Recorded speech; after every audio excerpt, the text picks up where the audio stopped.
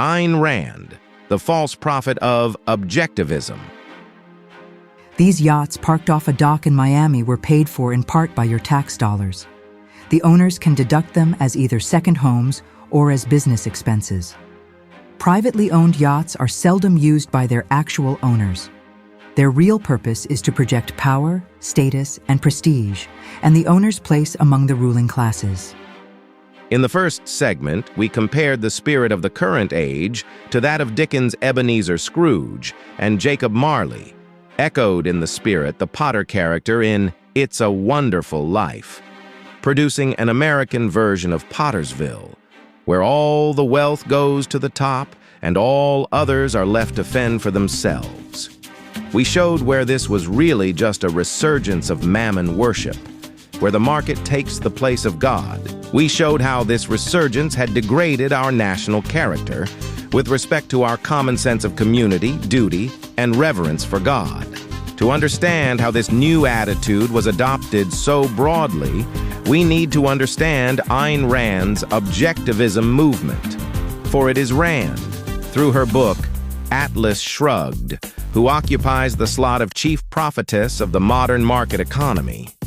And it was Rand, a Russian immigrant and atheist, that perhaps did the most damage to the modern concept of a fair and equal society, with some experts even labeling her Objectivism movement a cult.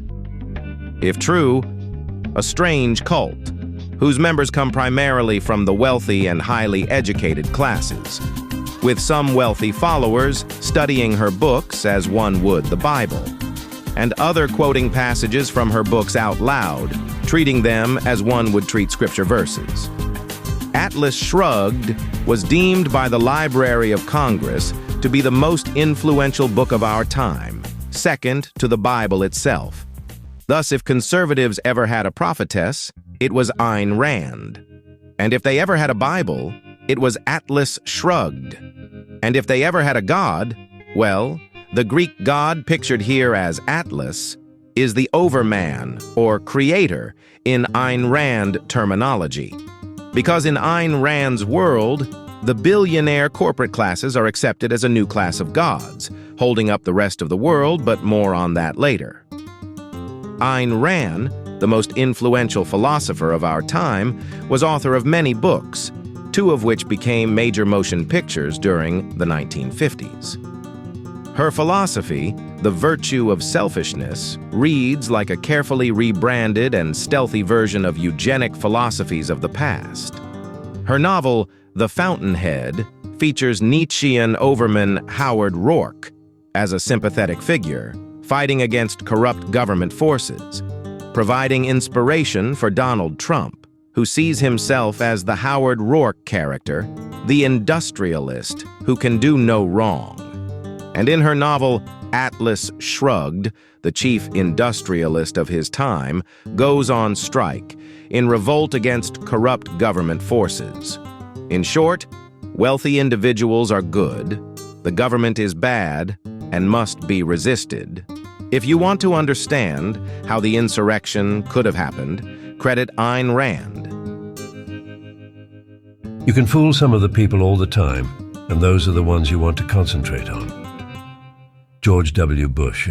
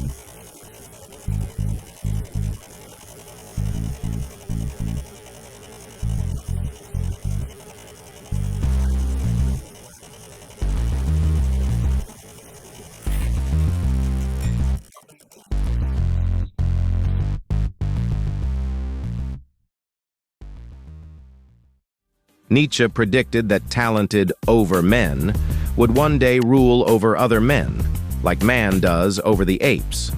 Rand's overman is the corporate industrialist, whom today's conservatives' job creators were derived from. Rand's parasites are essentially most everyone else, anyone who is dependent on the work or thoughts of others. Now let's play Find the Parasites. Is it these folks or these school kids? Maybe it's this truck driver, or this retired couple, or these firemen, or this school teacher. Maybe it's this machinist. Well, congratulations if you guessed that all of these people are parasites. Because anyone who's eligible to collect Social Security or a union pension is a parasite. Oh, and all public school students are too. But don't worry, because this fella has a plan to deal with all you parasites out there.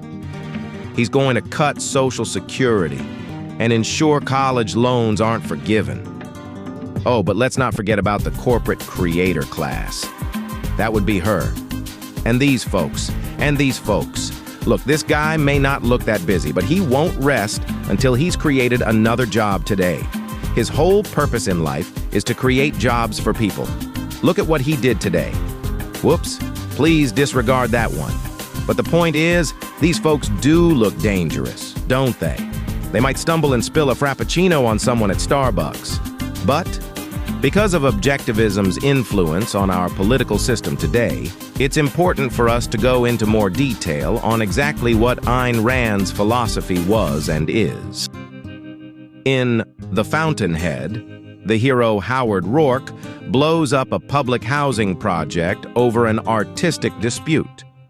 This criminal act is considered to be a moral act of courage,